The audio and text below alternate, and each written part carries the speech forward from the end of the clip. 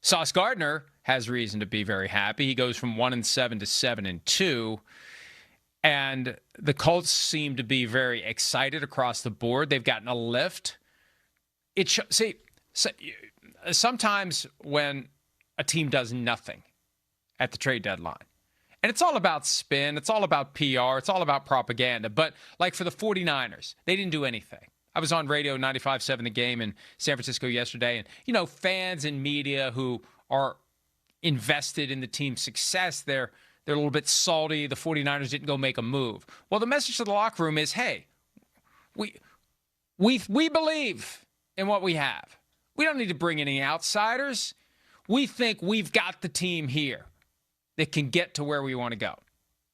And, of course, if you do make a big splash, if you do go out and get a guy, then the message is, man, we believe in you guys, and we knew we just needed one more piece, and we're willing to make that investment in that one more piece because we believe in you.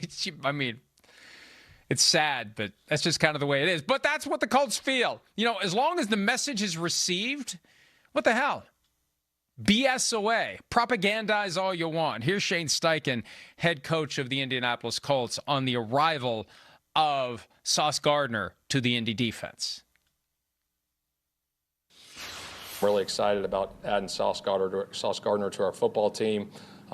His resume speaks for itself, Pro Bowler, All-Pro. So to get a guy into the building like that, it just elevates everybody around us. So really excited to add him to the fold. He's got all the elite traits you look for. He's sticky in coverage, the pass breakups, the interceptions. He's feisty. He's aggressive. Just to add that to the fold of the back end with the guys we already got back there, like I said, it's going to elevate everybody. So I think just a great get by Chris getting him. They clearly believed. They clearly believed because they gave up 2 first-round picks and receiver A.D. Mitchell to get Sauce Gardner. And that contract was a big part of it. It allowed the Jets to trade him with a relatively small cap charge, and it also allowed the Colts to bring a guy through the door who already has his contract. If you're going to give up 2 first-round picks for a player that's got any type of contract uncertainty, it's always smart to do the deal on the way through the door. Because once you do the deal and you've invested multiple first-round picks in the player's got the leverage. That's why the Packers did the Micah Parsons deal on the way through the door. It's why I've in the past complained about decisions of teams to do a deal, for example, not do a deal with Laramie Tunsil when he went from Houston to Miami, Jalen Ramsey when he went from Jacksonville to the Rams, they didn't do a deal on the way through the door. Jamal Adams, when he went from the Jets to the Seahawks, they didn't do a deal on the way through the door.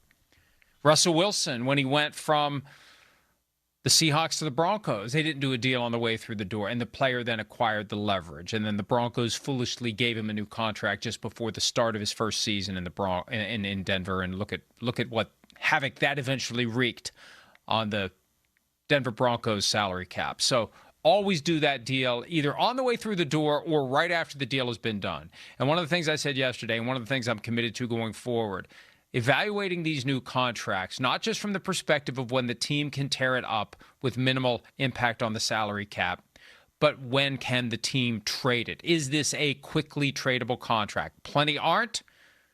Some are. And I don't think, based upon what Darren Muji had to say on Tuesday about the way that the Jets specifically structured the Sauce Gardner contract, I don't think it's an accident if it is easily tradable.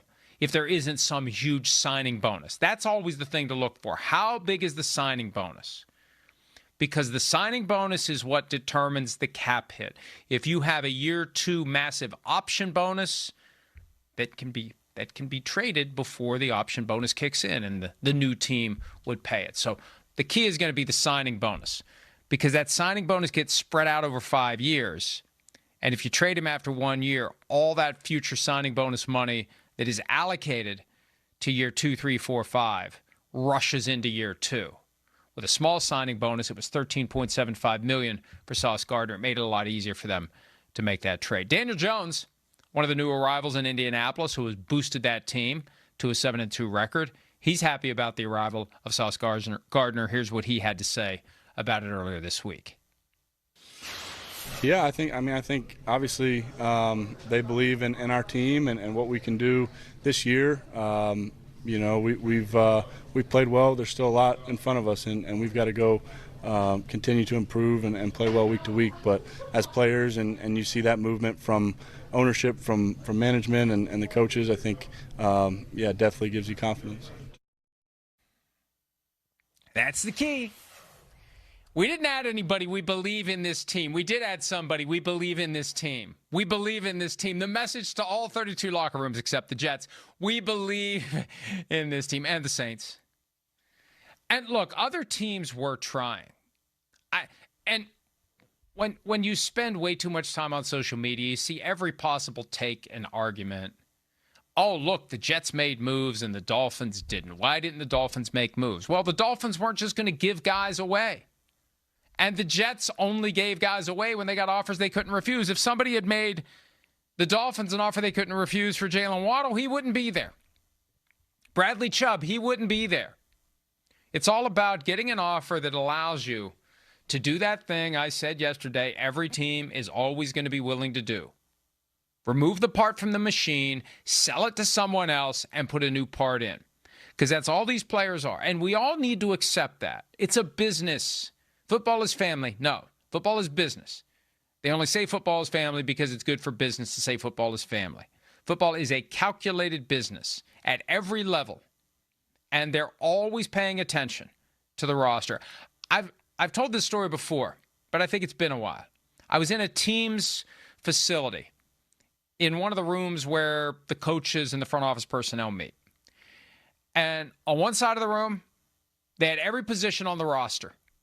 And they had all the guys they currently have. And then on the other side of the room, they had every position. And they had a list of names of guys not on the roster. And it was all the guys that they would go get if they needed a guy to replace one of the guys on the other side who are currently on the team. That's how you have to be. That's where it's very easy for the humanity to just disappear because